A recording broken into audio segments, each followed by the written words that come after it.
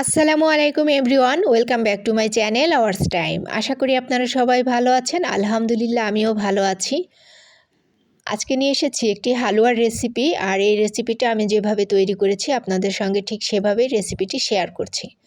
এর জন্য প্রথমে আমি ছোলার ডাল ওভারনাইট ভিজিয়ে রেখেছি। সকালে এটাকে সুন্দর করে কষলে ধুয়ে পরিষ্কার করে প্রেশার কুকারে সিদ্ধ করে নেব। এটা ধোয়ার পর প্রেশার কুকারে দিয়ে সামান্য একটু পানি এবং লবণ অ্যাড করে আমি সুন্দর করে এটাকে সিদ্ধ করে নিচ্ছি। আর এটা ঠান্ডা হওয়ার পর এটাকে আমি ব্লেন্ডারে একটু ব্লেন্ড করে নেব। আপনারা চাইলে এটাকে শিলপাটায়ও পিষে নিতে পারেন। আমার ব্লেন্ড করা হয়ে গিয়েছে। সম্পূর্ণ ডালটা ব্লেন্ড করার পরে আমি প্যানের ভিতরে 2 টেবিল চামচ ঘি অ্যাড করেছি, আর এখানে গোটা গরম মশলা আমি হালকা একটু ভেজে নিচ্ছি। সুন্দর একটি অ্যারোমা বের হওয়ার পর ব্লেন্ড করে রাখা ডালটা আমি প্যানের ভিতরে দিয়ে একটু নেড়ে নিচ্ছি।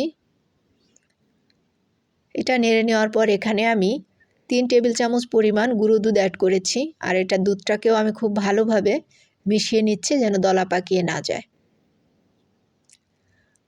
দুধটা মেশানো হয়ে গেলে সামান্য একটু লবণ অ্যাড করে দিচ্ছি।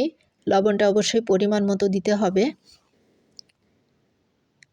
এরপর এটাকে ফুটে ওঠা পর্যন্ত অপেক্ষা করছি, আর বারবার নেড়ে দিচ্ছিলাম যেন নিচ থেকে লেগে না যায়। আমি সামান্য একটু ফুড কালার ইউজ করেছি, এটা চাইলে আপনারা স্কিপ করতে পারেন।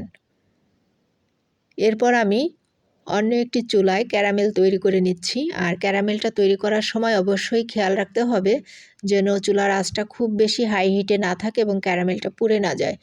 এটা যদি পুড়ে যায় তাহলে এটার টেস্টটা খুবই বাজে আসে এবং জিনিসটা খাওয়া যায় না। আর এখানে আমি 1 লিটার দুধ অ্যাড করে দিয়েছি। দুধটা আমি আগেই জাল করে রেখেছিলাম।